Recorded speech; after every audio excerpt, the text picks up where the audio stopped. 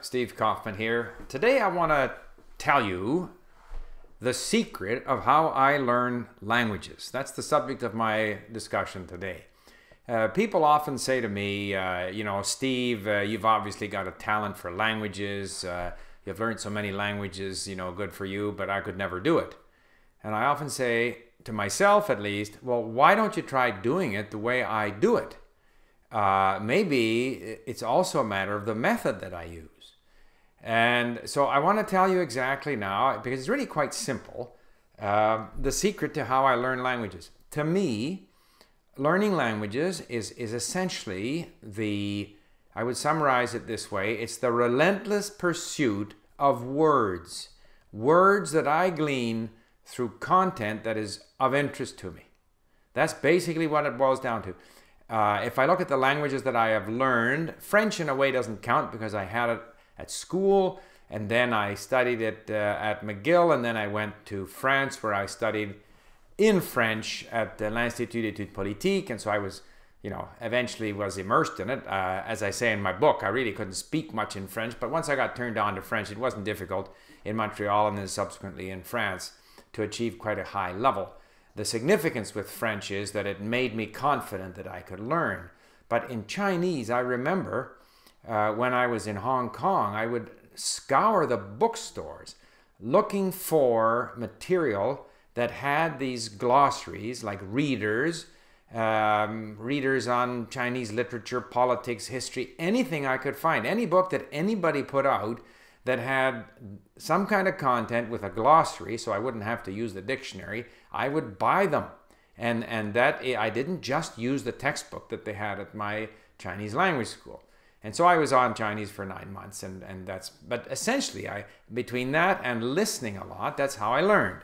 And as I have said many times, I ignored the grammatical explanations and just got used to the patterns. In Japanese, I had to learn it on my own, and there again, I would just scour the bookstores for as much material as I could find. So this whole idea that language learning is a matter of pursuing words, okay? That's very simple. And that's what we have put into Link. And I get kind of annoyed sometimes that, at Link, I'm one of the most prolific linkers. Like, I do more saving of words and phrases than most people. I'm very disappointed in this because to me, the fastest way to learn is to create a lot of links, to do a lot of reading, and then while reading to just link words at random.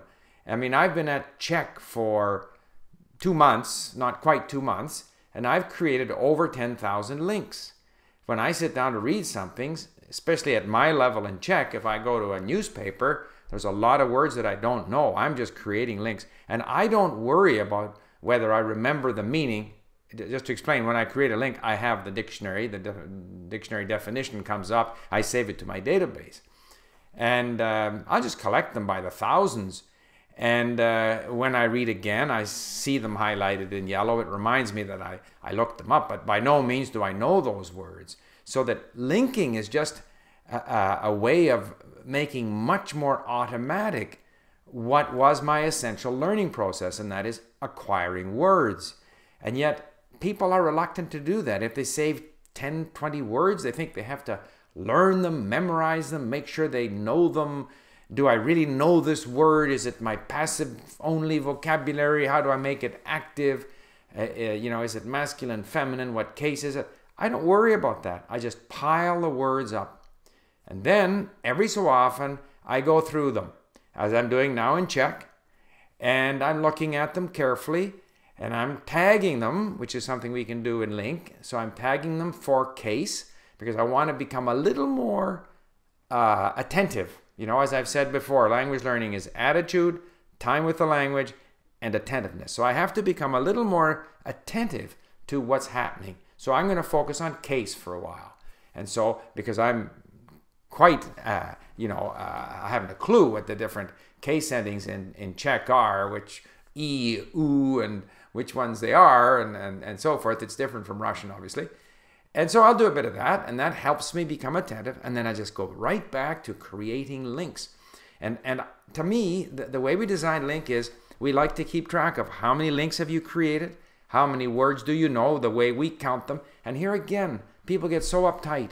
You know, if because one of our learners was doing Korean and he was surprised that I had saved so many links in Czech and he hadn't saved as many in Korean, and even though he had studied Korean longer. So I went in and did a lesson in Korean, and in an hour I saved 160 links or so, just to demonstrate that if I'm going to go at it, I'm going to save links.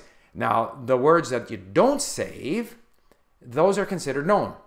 So it's very possible that in the so-called known words, there are words that you skipped over, words that you don't really know, names and all kinds of stuff. It doesn't matter. It's a measurement of your progress. It doesn't mean, like, according to my statistics at Link, I know 13,000 Czech words. I don't know 13,000 Czech words. However, I can make my way through the newspaper. I've been at it for 2 months. And the vocabulary is quite different from Russian. And so I feel that I'm making, because Link is so much more efficient now than it was when I started with Russian, I mean, I'm making so much faster progress now than I was making before. But the key element is that what you have to do in language learning, in my opinion, is you have to go after words that you acquire through reading. Occasionally you review them. Because I only have an hour and a half a day, I can't spend 3 hours with my Anki flashcard deck, if I got 10,000 words. So I prefer to review these in a sporadic fashion, tagging them for cases. And then I want to get right back again to reading, creating links, and then listening. Because once I've finished my work at the computer, then I've got something that I can listen to in the car, wherever I am. But the fundamental point is that, and I'm reluctant sometimes to stress this because, everybody says, well, I got my own way. And people feel very strongly about their own way of language learning. And, fine, they have every right to do that. I mean, we have, some people think that you can talk your way to fluency in 3 months. Well, I don't believe that. But some people are happy at least trying to do that. And if you're happy with the process, then it's good. Because again, I do believe that it's attitude, it's time with the language, and it's attentiveness that matter. But sometimes I think, maybe I'm not the least successful language learner. So maybe some people might listen to what I do and not just say, oh, well, you're good at it. I'm going to go back to this other way that doesn't work because I'm no good. Well, maybe you're not very effective because the method you're using isn't very effective. And maybe, I sometimes think at Link, we should set the target for linking much, much higher than we do. Much, much higher, and try and sort of promote the idea of go and massively link, multi-link, Anyway, I just felt that I should say that because I don't want to force my way on others, although I do, because I really think it works. And I think language learning is actually quite simple. It's a bit like, as I often say, the dog races, the dog's chasing the mechanical rabbit. The mechanical rabbit, in this case, is the word count. And so you chase the word count, you build up the word count, which forces you, like the dog who's running, it forces you to read, it forces you to listen. You're building up your word count, and all of a sudden you start to become familiar with the language. And then you can go back in and check up a few things that relate to grammar. And then when you have some words, then you feel more comfortable in engaging people in conversation.